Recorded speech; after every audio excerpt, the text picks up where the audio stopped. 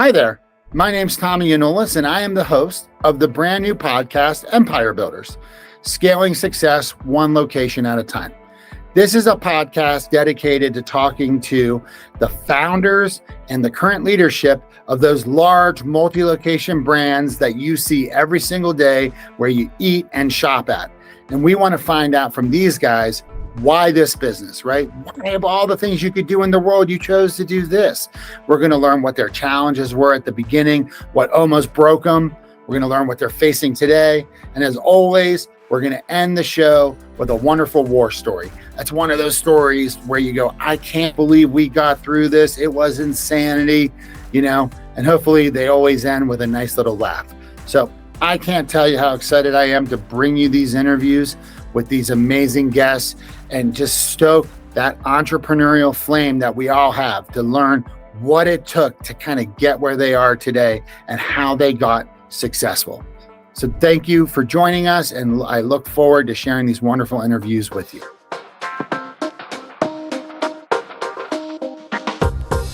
Hey there, everybody. It's Tommy, and I'm back with another episode of Empire Builders. Please welcome to the show, Jennifer Keahl. Jennifer, welcome. Thank you. Thanks for having me. Oh, of course. So, Jennifer, we have a really simple format over here. I ask the same 5 questions of every guest. Question number 1 is, tell me about your current company and your role in that company. Well, I own a couple of franchises of Stretch Lab. I am the franchise owner, so I own 3 locations in Michigan. And my first studio opened in Clarkston, Michigan, which is in the Southeast Detroit area. Or Southeast Michigan area near Detroit. I have another location near Ann Arbor in Brighton, Michigan, and I also own the right to develop in the Lansing, Michigan area. Oh, cool. So is Stretch Lab like Pilates, or is it more like just stretching? It's a great question. We get that a lot. We do one-on-one assisted stretching. So it can be compared to a lot of different modalities. And there could be some comparisons where you could say, yes, it's like this modality, and yes, it's like this modality, but we are unique. We do one-on-one assisted stretching where we're helping to lengthen muscles. We see a variety of different clients for a variety of different reasons, but everybody's coming for the same goal, and that is to improve their flexibility and to lengthen those muscles. So it's more like, it's almost like, it could be almost like physical therapy / you were doing yoga, but then the yoga instructor was just there helping just correct your posture the whole time. Like, would that be kind of a fair way of sometimes we are compared to physical therapy. We're not medical, so that's where the comparison ends. And sure. We're one-on-one with the individual. So a lot of times when people go to physical therapy, they may be shown something and then asked to do it on their own or asked to complete those at home. Whereas we are one-on-one, you're assigned a flexologist who is literally hands-on with you the entire time. The best way to describe it is we are hands-on and putting individuals into the stretches that is going to benefit them, that is going to help them achieve their goal and to help them alleviate whatever stressors are bothering them. That's awesome. We use a method that is a contract and release. So we are working directly with the individual. Okay, that's cool. So then, so in one building, how many customers could you have in there at one time? 10 is the most. Okay, so you have 10 therapists at one location handling 10 customers at one time. That's the most, yes. Is it a combination of like a giant like massage table bed type of thing / the floor too? So it's all on a bench. Okay. All on a bench. Yep. It's all on a bench. Again, different postures and stretches, and the flexologist helps to kind of manipulate or move the individual into those stretches and helps them apply tension in those areas, which kind of mimics a contract to lengthen those muscles and allows people to get into a deeper stretch. Wow. You're speaking my language. I know. I see you just dreaming about it right now. I know I am. I'm like, I wish we had one of those out here. I go to a guy that does dry needling, with Yes. electricity on them and some stretching just for like shoulder stuff. But oh man, that's the best.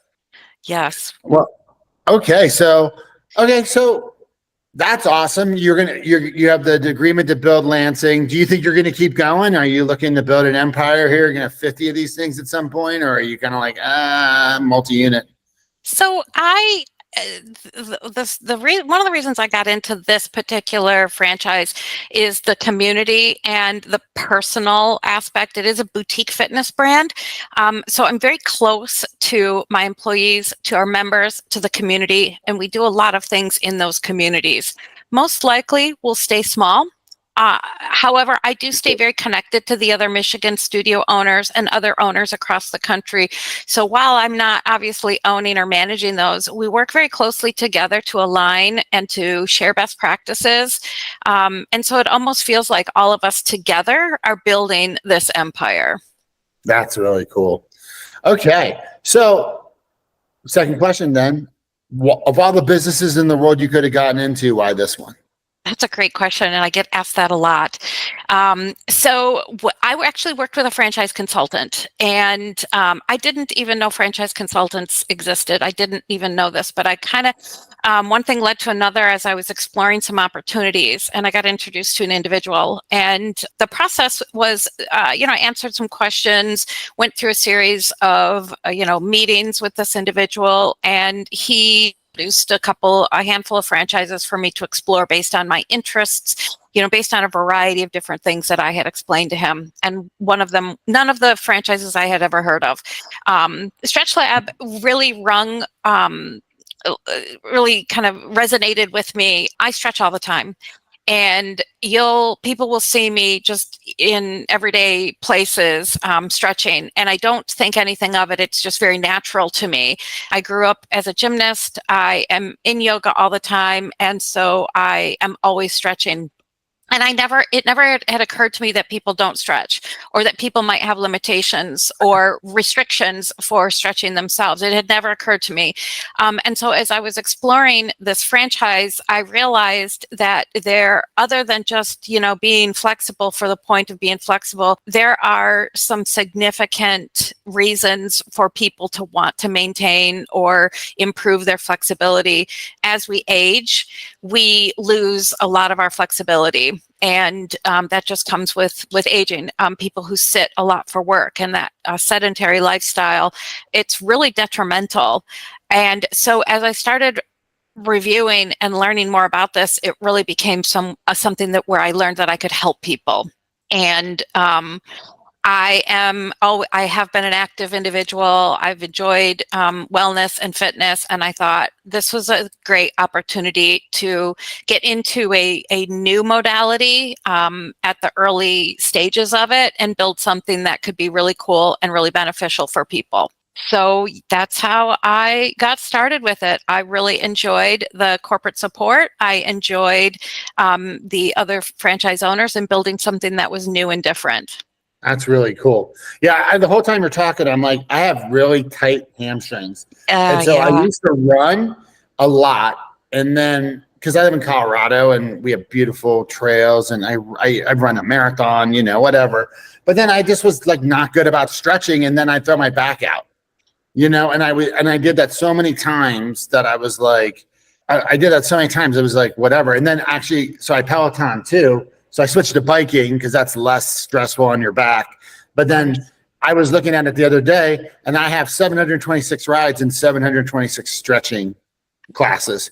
So but they're not all done one-to-one, because there's a lot of times when I'm lazy and won't do the post-ride stretch. But then when my back goes bad, I'll do 4 or 5 stretching programs, to catch up. So once again, I'm like enamored with this concept because I think I'd be there. So I actually have a question. So would I buy a package, or would I just get a subscription, or do I just pay one off or all 3? The majority of our clients are membership based. We do find that individuals, just like with any other program, consistency is key. And Yep. so we build that customized program for individuals. Most people who are not flexible didn't get that way overnight, or who have the pains and the tightness or restrictions. It didn't happen overnight. And so typically it's not going to be resolved in a short period of time. And we need time to work on that and maintain a program.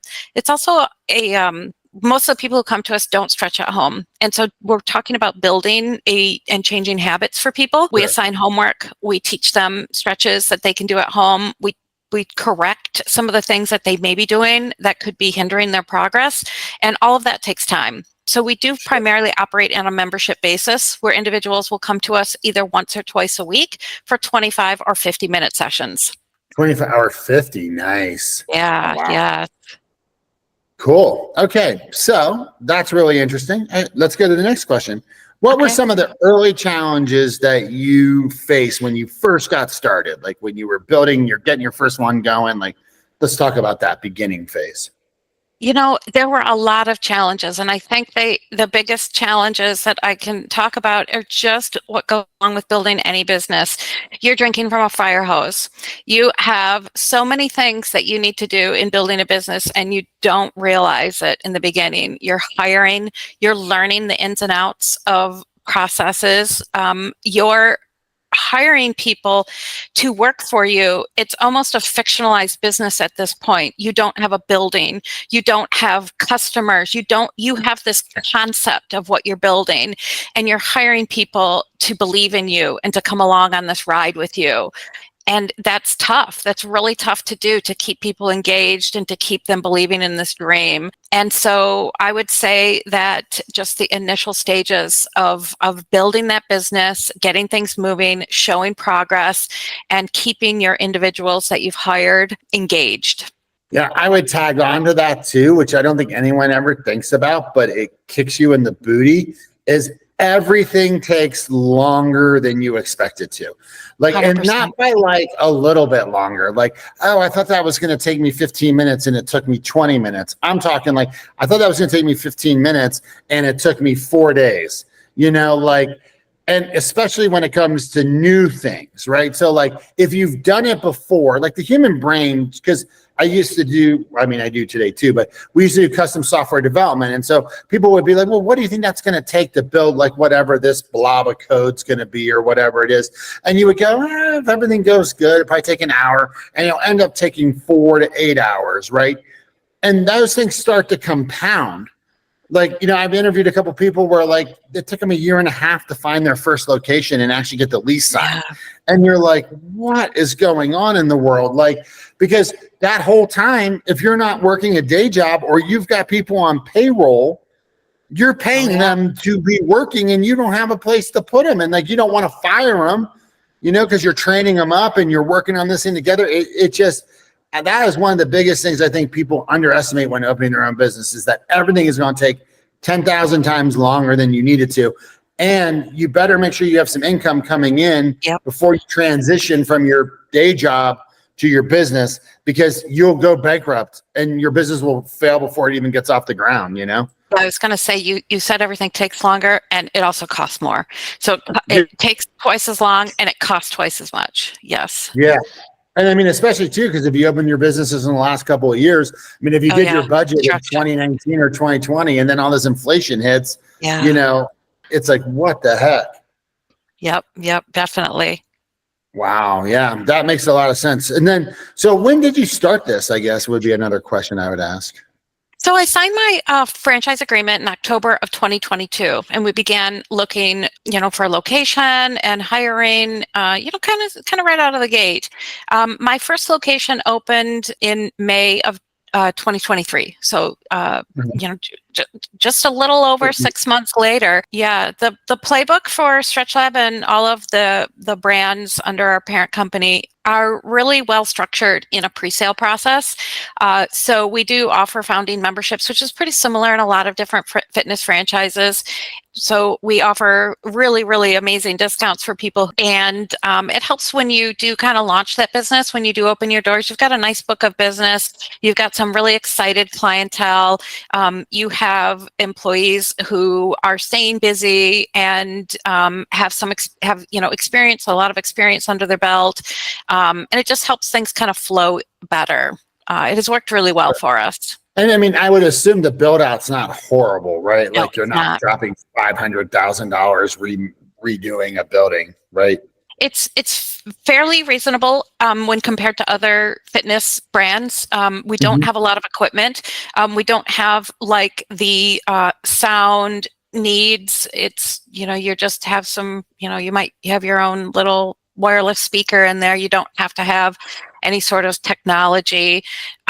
It's pretty basic in terms of other in comparison to other fitness brands.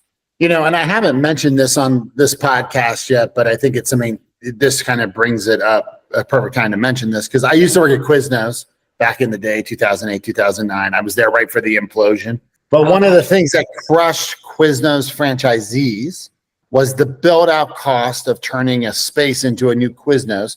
At the time, it was probably $400,000 to $500,000. And I see a lot of these franchisor brands or these concepts where these build-outs are hundreds, $500,000, $700,000, $1 million.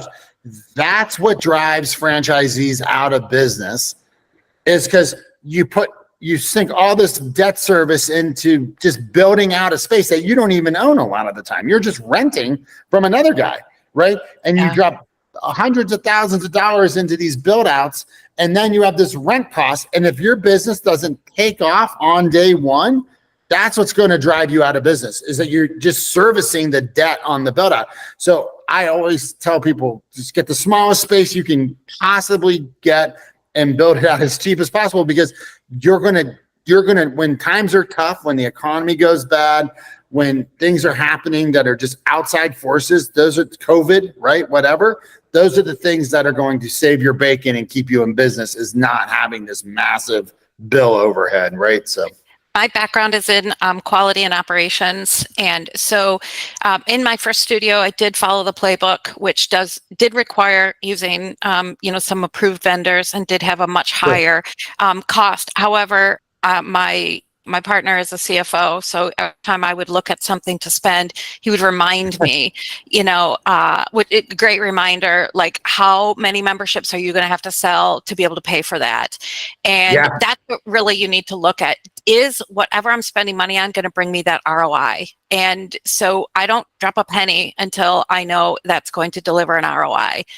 So on the second studio, it's a little larger than my first, but I did not have nearly the build out that I needed on the first one. It was a former yoga studio, and it did not require any walls being moved, no construction whatsoever. So it was a significant decrease in build out. And that's really the way that I look at it. I look at every single cost, every single expense, and say, is there a way that I can kind of lower this? Because I do have some pretty fixed expenses. My rent and my labor are fairly fixed. And so everything else I try and control. Well, and I love that too. We have a SaaS platform. It's an operations management platform, so we can talk ops in a minute. But yeah, so I look at everything as, okay, how many licenses do I have to sell to cover that? Like, I don't look at it as it's $80 or $90 or $10. Right. I look at how many memberships do I have to bring in to cover this new expense, right? Because if you don't look at it like that, then you're doing yourself a disservice when you're in a sort of recurring revenue business like this, right? So you're not operating your home. You're not furnishing your home. This is not, you don't own the space, like you said.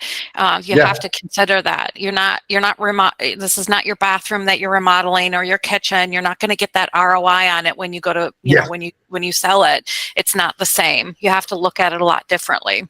Yep. And you have to look at it too from the perspective of, what I really want is something that like accomplishes the goal but also you're looking at things too, like, do I create energy in here? If people have to walk by 10 people to get to their pod to do their stretching, they're going to feel like, hey, I'm in a really successful place. And how do I keep this thing clean? And is it industrial? Yeah. And, and I will say, and I'm not saying that your franchisor did this, but yeah, there are vendors that will come in and they will get these relationships with the franchisor, right? And then they get kind of a built-in, like, hey, we're going to sell these things.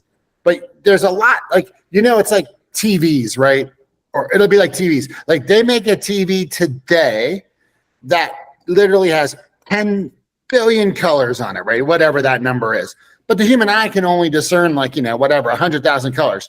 So a lot of times we get suckered into buying the 10 billion color thing because bigger numbers are better and tolerances are higher and all of this stuff. But at the end of the day, it doesn't matter because you can't actually, you're not going to get that ROI from the slightly denser foam that guy used in his table that won't break down as fast because those tables aren't going to make it it's not 25. You don't need to pay for 25-year foam because the leather is going to be off the table in 10. So just get the 10-year table and move on. But you have to watch that stuff because people can always justify why something is better to get you to pay more. But you have to look at it from will even make it that long in my life, right? Absolutely. Okay. So let's talk about today. What are your big challenges today? I think right now what we're really gearing up for is the winter. So while I don't have significant challenges per se that are different from the beginning, they don't change a whole lot. We are in Michigan, and snowbirds and individuals who go south for the winter. A lot of our members are of demographic where they may be retired or partially retired, and they have property in warmer states, and they go there for the winter. And so we either lose or have paused memberships during those periods. So we're really gearing up for how we can market to other populations and or ensure that the members who do freeze with us come back in the spring. And we've done a good job of that, and we've also learned from last year how to navigate that. So really that's kind of the big, I would say, our big focus right now, other than, just kind of your day-to-day operations. Sure. Yeah, you could do some interesting things with marketing. Yeah, for sure. Instead of maybe selling memberships, selling like 10 packs or 20 packs. We do. Yeah. For like discounted pricing. Therefore, you can just drive people in to use, but it's got to be done by March 1st, right? This expires in March 1st, that kind of thing, just to keep the staff making money, right? I had a question. Do people tip your staff, or because it's a membership, they just walk out the door when they're done? So that's a great question. I grew up, I pay for college waiting tables, so I'm well acquainted with tipping. Our staff, it is boutique fitness, and so the memberships are, at a price point where we would not expect members to tip. However, we do have a lot of members who do it, and so it's completely optional, and it's really the way that people feel about it, and they want to express gratitude. We really do have a lot of people who have written us amazing letters and thank you cards, and have expressed just the warmest gratitude to their flexologist for alleviating their pain or helping them achieve their goals, and they feel like gift of a tip is expresses that gratitude. So we don't promote it. We don't ask for it. But there are definitely people who appreciate it and tip often. Yeah, that's cool. Because with masseuse, you always feel like you got to tip. But like with the girl that dry needles my shoulder, I don't feel like I have to tip. It is like a very interesting thing how certain jobs you still feel like you need to tip. But like some jobs you just expect to tip, and other jobs you don't. But they're really the same jobs, right? You know what I mean? Like why do you tip your barber but not your dental hygienist? You know what I mean? They both do same thing, but like it's just different enough where you just go, like it's crazy. Or like my wife's a financial advisor, right? And and people treat her differently than they would treat a lawyer, but yet she's as credentialed. We met in grad school. She's got all the certifications. She got tons of certifications, tons more scrutiny than a lawyer would. Yet they treat, it's very interesting how people treat different jobs our society, you know? And our Because like, flexologists are professionals as well. So all of them have a degree, a license, or a certification.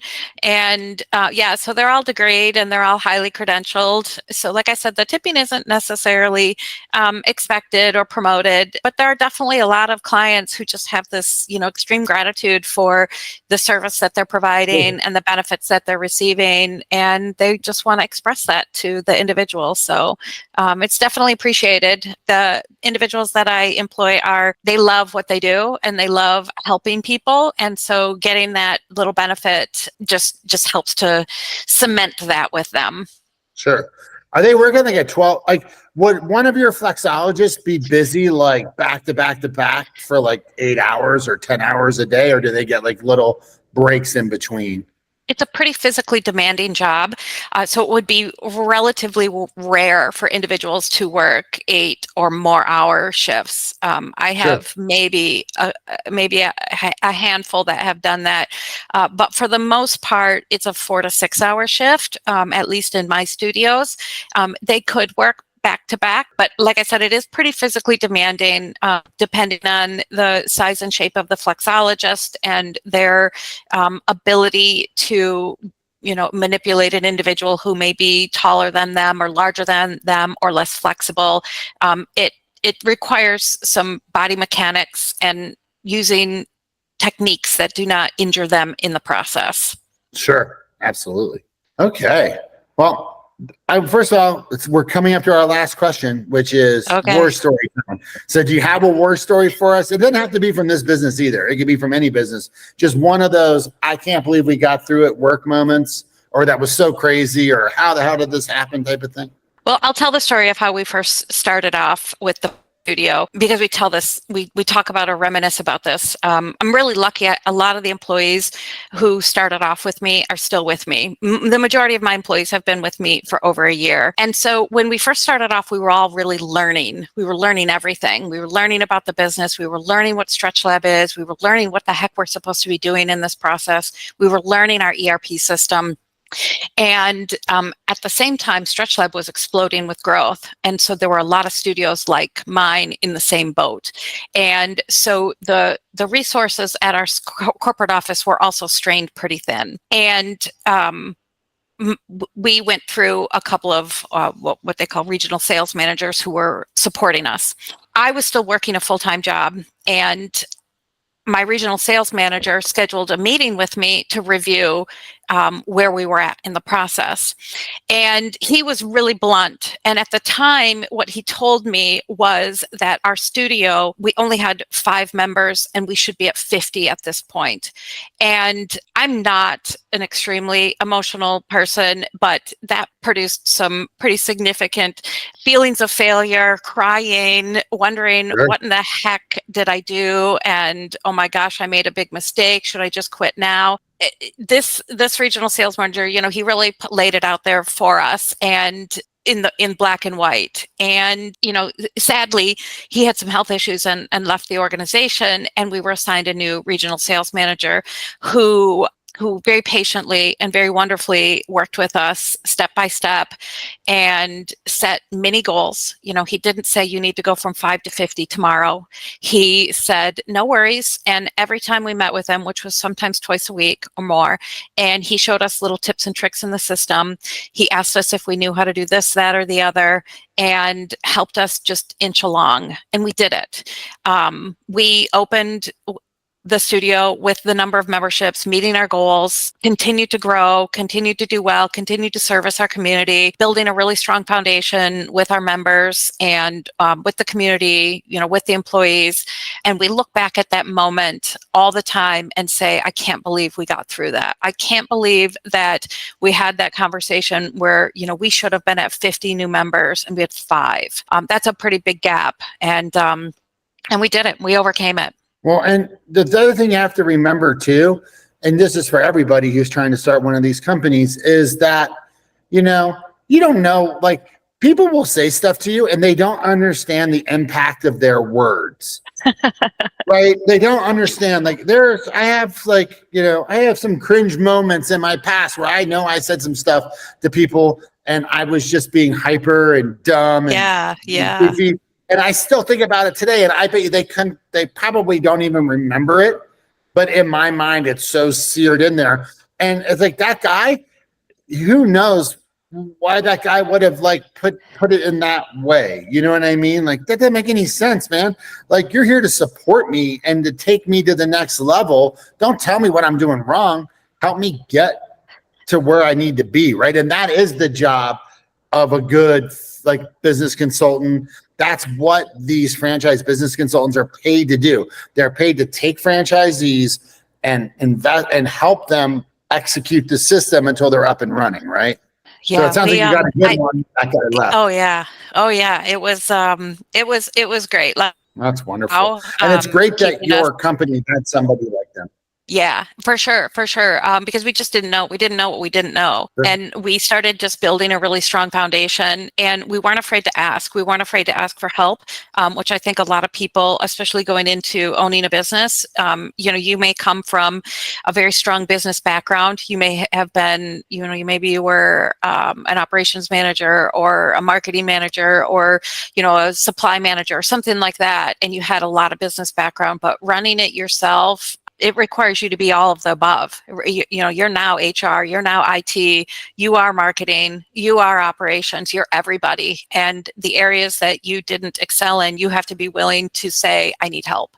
And you have to be vulnerable to say, okay, and to listen to people to say, I'm not doing this right, and I'm going to try it. And if it doesn't work, we're going to try something else. Yeah.